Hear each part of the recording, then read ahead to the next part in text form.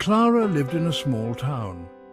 Her house was old, with a porch swing that creaked. She knew everyone in town. They waved at her in the market. They smiled when they saw her. Clara always smiled back, but her heart felt heavy. Clara lived alone. Her husband Thomas had died years ago. The house felt empty without him. Every morning she made breakfast for one. Every night she ate dinner in silence. The days felt long, and the nights even longer. Clara baked cookies every Tuesday.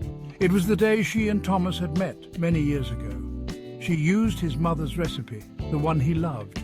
The smell of warm sugar and cinnamon filled her kitchen. As she baked, Clara thought of Thomas. She remembered his laugh, his kind eyes. He always said her cookies were the best he'd ever tasted. Clara wished she could bake them for him again. Sometimes children knocked on Clara's door. They wanted to know if her cat was lost. Clara would smile sadly and tell them she didn't have a cat. The children would look confused. They could have sworn they saw a ginger cat on her porch. Clara knew they saw the ghost of her old cat, Pumpkin. She saw him too sometimes. He liked to curl up on the porch swing, just like old times. Only Clara seemed to notice that both Pumpkin and her life were fading away. Winter came early that year. Snow piled up outside Clara's door. She stayed inside, keeping warm by the fire. She didn't bake cookies anymore.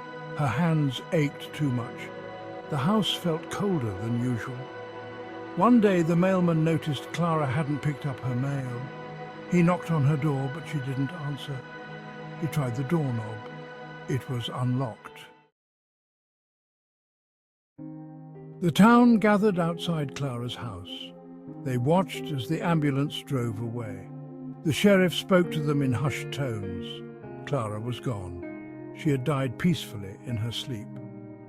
Inside the house, the scent of cinnamon lingered in the air. On the kitchen counter sat a plate of cookies untouched.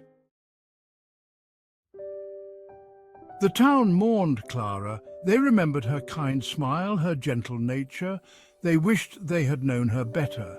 They realized they had taken her quiet presence for granted.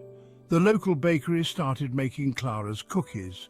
They used her recipe, the one passed down from Thomas's mother. Every Tuesday, the smell of warm sugar and cinnamon filled the town square. It was a reminder of Clara, a reminder to cherish each other, a reminder that even the smallest acts of kindness can leave a lasting impact.